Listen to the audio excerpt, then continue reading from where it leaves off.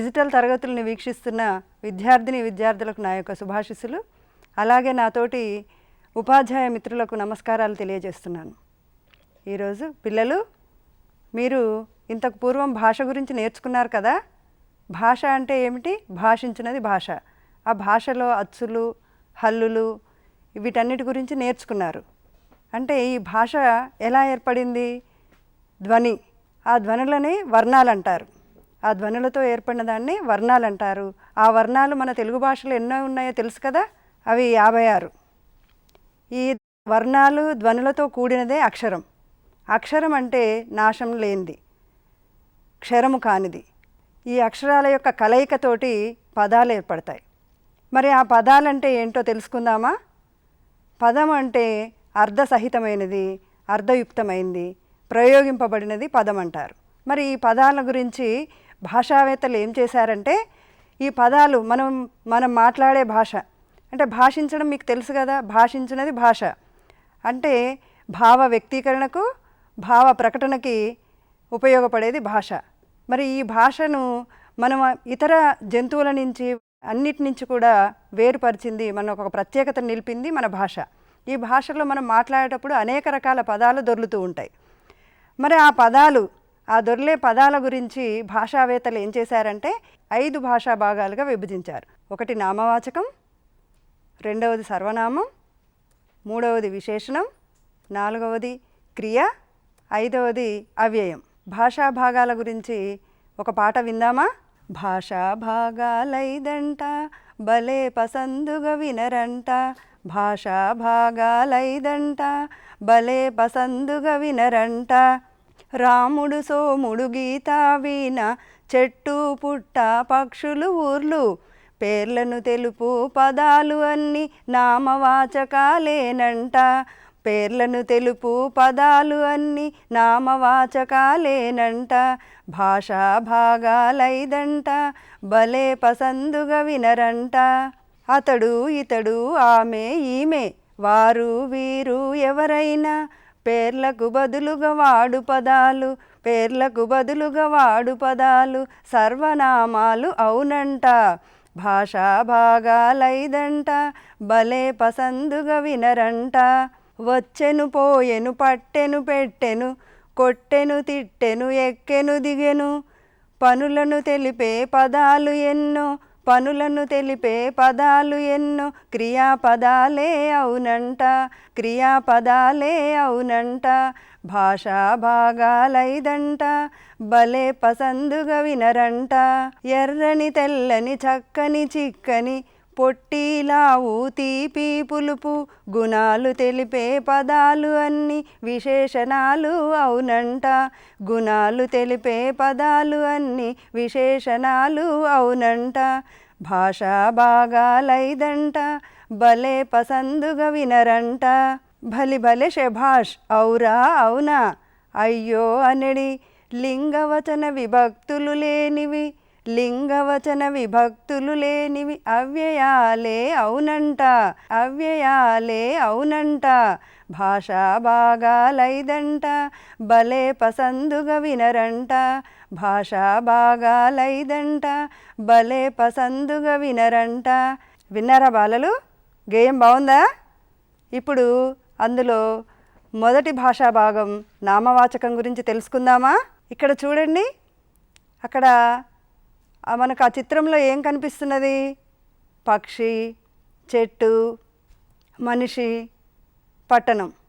అంటే నామవాచకం అనగా మనుషులు, పక్షులు, జంతువులు, నదులు, పట్టణాలు మొదలగు వాటి గురించి తెలిపే పదాన్నే నామవాచకమని అంటారు. మీకు ఇప్పుడు నామవాచకం గురించి అర్థమైంది కదా. ఇంకా రాముడు, సీత, కుక్క, పిల్లి, చెట్లు, నదులు, గోదావరి, హైదరాబాదు, ఖమ్మము, ఇలా ఎన్నో పదాలు, వీటన్నిటిని కూడా మనం ఏమంటాము? నామవాచకాలని పిలుస్తాం. వాటి యొక్క పేర్లను నామవాచకాలని అంటాం. రెండవ భాషా భాగం ఏంటో తెలుసు కదా మనకి. రెండవది సర్వనామం. ఇక్కడ ఈ చిత్రాన్ని చూడండి. ఈ చిత్రంలో ఉన్న బాలిక పేరు మలాలా. ఆమె లేదా ఈమె అతి చిన్న వయసులోనే నోబెల్ శాంతి బహుమతిని పొందింది. ఈ చిత్రంలోని వ్యక్తి వనజీవి రామయ్య. ఇతడు లేదా అతడు 1,000,000 మొక్కలకు పైగా నాటి పర్యావరణ పరిరక్షణకు కృషి చేస్తూ ఉన్నాడు. ఈ చిత్రంలో కనిపిస్తున్న ప్రముఖులను చూస్తున్నారు కదా, వీరిలో లేదా వారిలో కొంతమంది స్వాతంత్ర సమరయోధులు ఉన్నారు.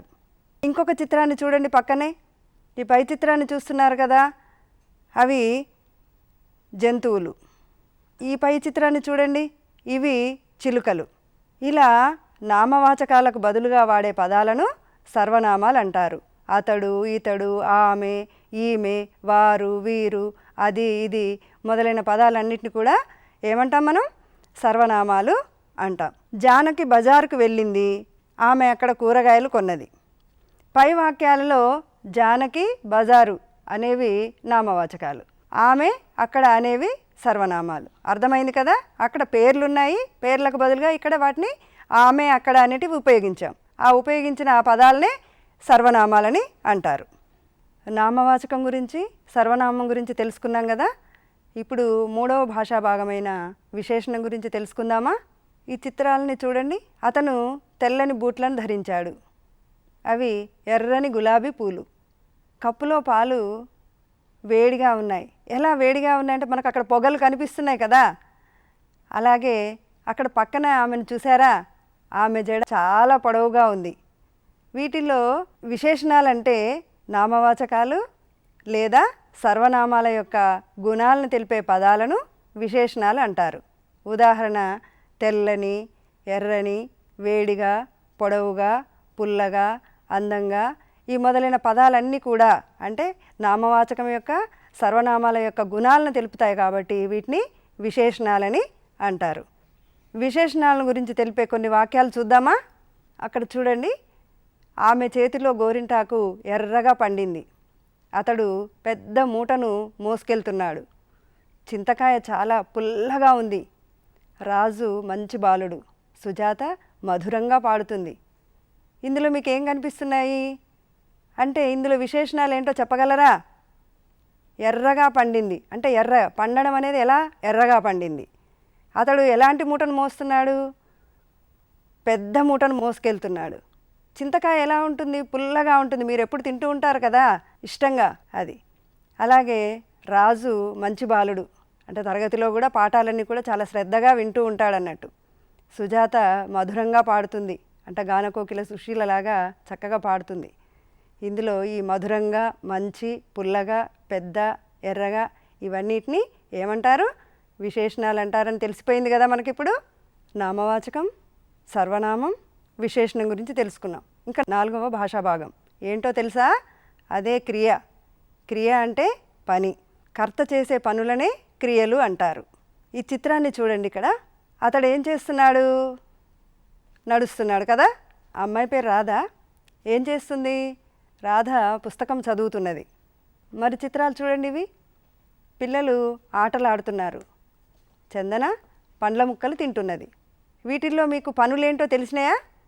కర్త చేసే పనులను తెలిపే పదాలనే క్రియలు అంటారు.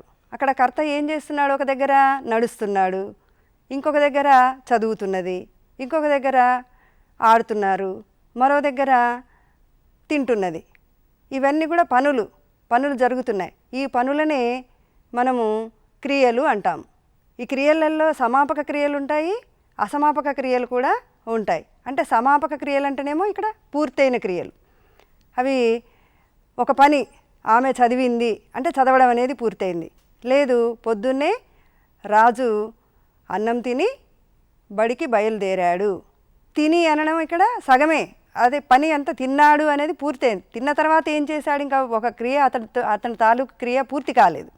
అలా పూర్తి కాని క్రియనేమో అసమాపక క్రియ అంటారు, పూర్తయిన క్రియనేమో సమాపక క్రియ అంటారు. అవి ఇంకా మీరు తర్వాత పాఠాలలో నేర్చుకుంటారు. ఇప్పుడు ఇక్కడ ఉన్న కొన్ని వాక్యాలు చూద్దాం. ఈ వాక్యాలలో ఏమేమి ఉన్నాయో చూద్దాం. దీపిక పాట పాడుతున్నది, పాప నవ్వుతున్నది, అమ్మ పకోడీలు చేసింది, అన్నయ్య పండ్లు తెచ్చాడు, రేపు నేను ఊరికి వెళ్తాను. ఇందులో గమనించారా? పాట పాడుతున్నది. ఏం చేస్తున్నది? వర్తమానం, ఇప్పుడు జరుగుతున్నది. దీపిక పాట పాడుతున్నది అంటే వర్తమానానికి సంబంధించిన క్రియ. పాప నవ్వుతున్నది అంటే ఇప్పుడు చేస్తూనే ఉన్నది, ఇది కూడా వర్తమానానికి సంబంధించిన క్రియ. అమ్మ పకోడీలు చేసింది అంటే అది భూతకాలానికి ఆల్రెడీ ఎప్పుడో చేసింది అన్నట్టు, చేసి పెట్టింది మన కోసం. అలాగే అన్నయ్య పండ్లు తెచ్చాడు, ఆ తెచ్చింది కూడా పని అయిపోయింది, అయిపోయిన పని అది తెచ్చింది, అది కూడా భూతకాలానికి సంబంధించిన క్రియ. రేపు నేను ఊరికి వెళతాను, ఊరికి వెళతాను అని అంటే భవిష్యత్తులో జరగబోయే పని అది. క్రియలలో వర్తమాన క్రియలు, భవిష్యత్తు క్రియలు, భూతకాల క్రియలని 3 రకాల క్రియలు ఉంటాయి. ఇంకా వీటికి సంబంధించి క్రియల గురించి మనం తర్వాతి పాఠంలో తెలుసుకుందాం. భాషా భాగాలు 5 అనుకున్నాం కదా, ఇప్పుడు ఎన్నిటి గురించి చెప్పుకున్నాము? ఒకటి నామవాచకం, రెండవది సర్వనామం, మూడవది విశేషణం, నాలుగవది క్రియ. ఇంకొకటి మిగిలిపోయింది, అదేంటో తెలుసా? అవ్యయం. అవ్యయం గురించి తెలుసుకుందామా? ఒకసారి ఇక్కడ చిత్రాలని చూడండి. ఆమె ఆశ్చర్యంగా అయ్యో ఏం జరిగింది అన్నట్టుగా చూస్తుంది కదా. ఈ పక్కన చిత్రం చూడండి, ఆ పాప ఎంత సంతోషంగా చాలా ఆనందంగా తింటూ ఉంది, ఆహా ఏమి రుచి అనుకుంటూ. ఇక్కడ చూడండి, కుందేళ్ళు మనం అడుగుదాం, అవరా కుందేలు కూరగాయలు చూస్తున్నావా తింటున్నావా? ఇది భలే విచిత్రంగా ఉంది కదా ఈ పురుగు. ఇప్పుడు వీటిలలో మనకి అమ్ము, అయ్యో, అబ్బో, ఆహా అనే పదాలు వచ్చాయి కదా, ఇవి లింగ వచన విభక్తుల చేత మార్పు చెందనివి లేదా లింగ వచన విభక్తులు కాని పదాలను అవ్యయాలు అంటారు. అవ్యయాలంటే అర్థమైందా? అంటే ఇక్కడ లింగభేదంతో సంబంధం లేదు, వచనాలు ఏకవచనమా బహువచనమా అనేది లేదు, విభక్తులు తెలుసు కదా, డుమువులు అట్లా ప్రథమ విభక్తి చేతన్ చేన్ తోడంతో ఇట్లాంటి విభక్తులతో సంబంధం లేదు, ఇవి ఎక్కడైనా ఉపయోగపడతాయి, వీటిని అవ్యయాలని అంటారు.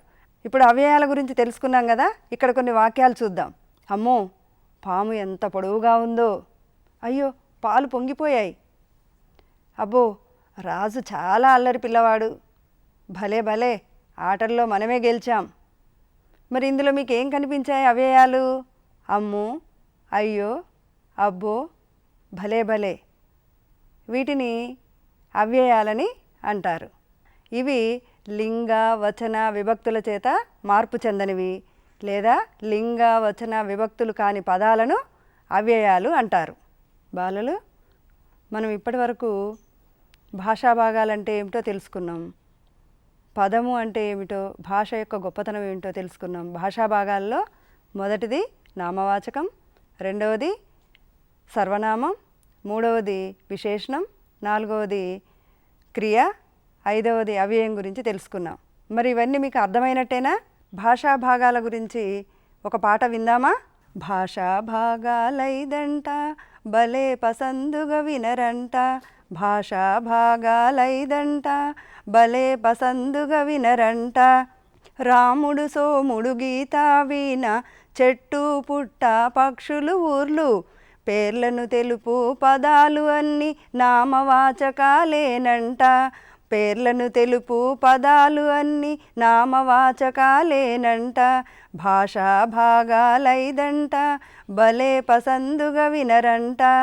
అతడు ఇతడు ఆమె ఈమె వారు వీరు ఎవరైనా పేర్లకు బదులుగా వాడు పదాలు, పేర్లకు బదులుగా వాడు పదాలు సర్వనామాలు అవునంట, భాషా భాగాలైదంట భలే పసందుగా వినరంట.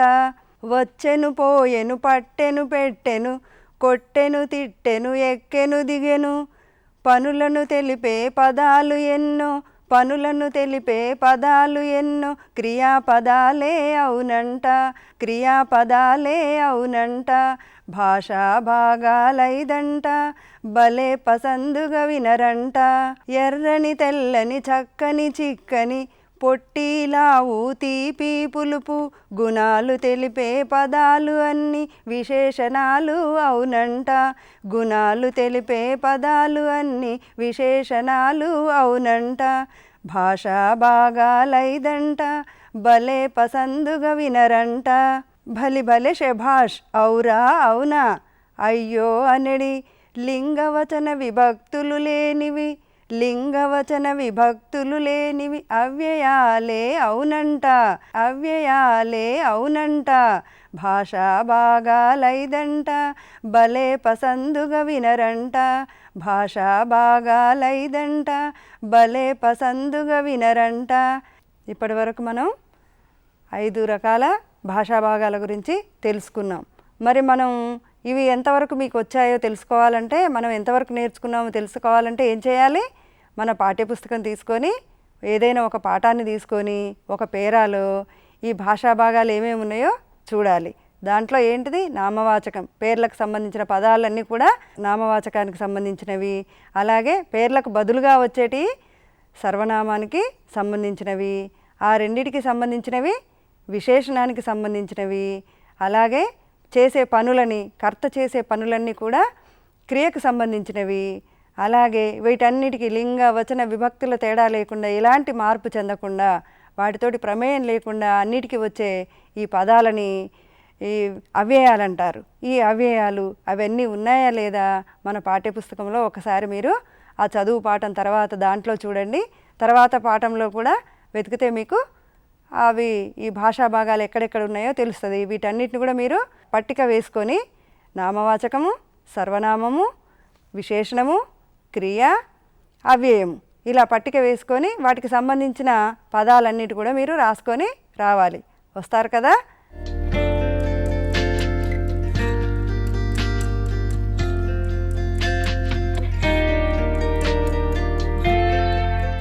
పిల్లలు, మిమ్మల్ని ఇప్పుడు పట్టిక తయారు చేసుకొని రమ్మన్నాను కదా, ఈ పట్టికను తయారు చేసి మీ తెలుగు ఉపాధ్యాయునికి చూపించండి. తర్వాత పాఠంలో మళ్ళీ మనం కలుసుకుందాం. ధన్యవాదాలు.